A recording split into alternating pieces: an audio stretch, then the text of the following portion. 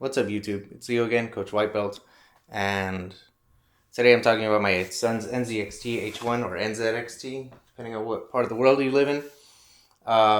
And he used to run an R9 290. That's what I got for him, what I was able to get for a reasonable price, with decent performance, 1080p, 1080-60. But I've since upgraded him to a 6700 XT, which I also found for a pretty good price. And the problem is this shroud doesn't fit. It absolutely does not fit. If you look at the height of this thing, if it were sitting at the same height, you see it goes above the outside of the case. So this is a little bit too big. I decided to CAD one up and print another one. Somebody asked me for an update on the Inwin 301, and I said I was making a video. I did, but I've lost my lapel mic, which is why today I've just got my sound recorder sitting here because the audio in that video was disgusting. So yeah, the phone does a terrible job from that distance. So I decided not to upload that, even though I did some benchmarks and stuff before and after changing from Thermal Grizzly.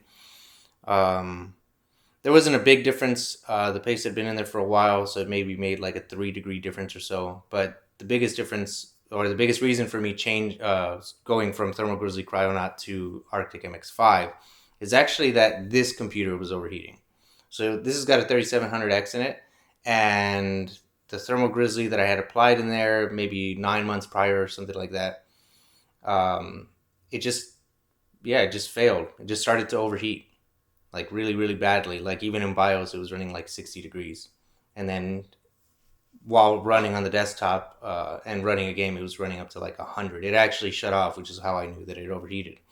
And so I thought, well, the paste should be good. It hasn't been that long, but let me open it up anyway. And I opened it up, and when I went to take the cooler off of the CPU, it pulled the CPU out of the socket. So that's not good. And I thought, that's random. It's just one occurrence, and it was the second tube of thermal paste, or second tube of Thermal Grizzly Kryonaut that I had purchased. So I thought maybe I just got a bad tube or something. I had also repasted the RX480 that I got from a friend of mine a while back. I repasted it maybe like a year and a couple months prior to that. So maybe a year, 2 months, a year and 3 months, something like that. And that also started to see high temperatures, like 5 degrees higher Celsius than it did when I first repasted it. And so I thought, that's weird, because that was from a totally different tube. And I had gotten both of those from authorized retailers, but from separate retailers. And so they're both authentic according to the list of authorized vendors, and also the QR that you can check with your phone. It checks on their website to see whether it's real or not. Both of them checked out, so I have no reason to believe that I got fake thermal paste or something, even though I know that's kind of a problem with Thermal Grizzly. It's also a problem with MX-5, is that people sell a fake version of it, counterfeit. So I've decided to switch to MX-5. No problem so far. The temperatures on my 3900X and my Inwin went down about 3 degrees. The RX480 went back down by those 5 degrees. And then this also went back to normal. So no issue so far. It's not that I would recommend MX-5, because I don't know how its durability is going to be either. But I can tell you that Kryonaut is garbage in that sense. And I know that if you watch thermal paste sort of comparison or benchmark videos, you'll find that Thermal Grizzly Kryonaut is supposed to be the best, essentially. And the issue is that they wouldn't see long-term use durability in those sorts of tests, because when it's a big channel like Gamers Nexus or Hardware Unboxed or whoever else, they're not long-term testing it. They're just testing it, and then they swap out to another paste, and then they swap out to the next paste, and so on. So they don't see it for a long time, where like mine are in daily use for months. So that's my verdict on it. And that's pretty much all I was going to mention in the Inwin 301 video that somebody asked me to cover. So, what is that, 5 minutes now?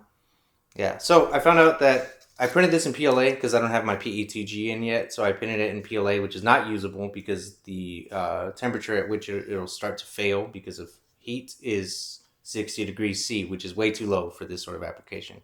So I've got PETG coming and I found out that these mounting holes where the shroud mounts onto the heatsink are off by 1 millimeter from one to another, and there's another one over here, so from first to last it's going to be off by 2. So I need to revise that, but the fan holes line up perfectly, and otherwise everything should fit.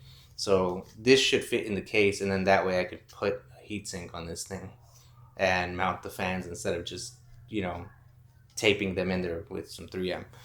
So there's the update. I know it's been boring, but anyway, if you've watched up to this point, thanks for doing that. And if you need something like this worked up, you can use FreeCAD, which is totally free. I use Fusion 360 because it's free to all students. This includes college students, high school students, middle school students. And so that's what I use. And I have to split it up into 2 pieces because the single item would be too long for my print bed. So it's fine. It's not a big deal. If you also have the same case and you happen to have the same card and so you need one of these, I can print one out for you. Otherwise, I'll probably put a couple of them up for sale on eBay or something in case anybody needs them.